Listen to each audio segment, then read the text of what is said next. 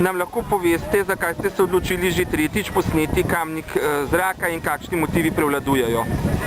Torej, v letu 2007, ko sem pripravil prvo tovrstno razstavo Kamnik portreti zraka, sem se opredelil zgolj na središče Kamnika, kajti središče Kamnika je tako pestro in zanimivo, da si je pravzaprav zaslužilo samostojno razstavo.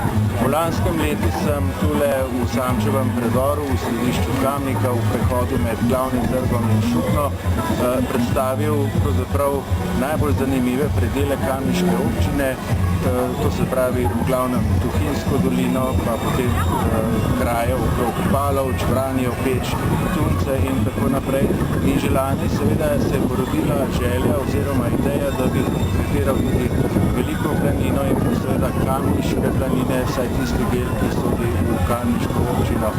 No, ampak lani nam je to vreme preprečilo, zato sem letos osrednjo pozornost namenil prav Veliki planini in seveda kamniškim planinam. Ta del razstave je bil posnet pravzaprav v dveh poljetih s helikopterjem letalske študijske enote.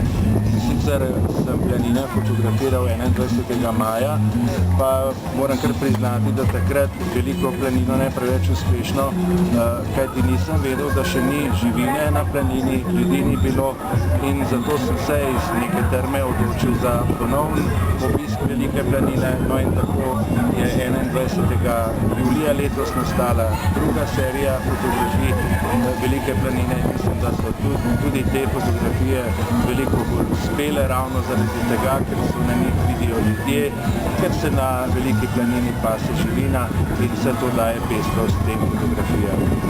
Najlepša hvala.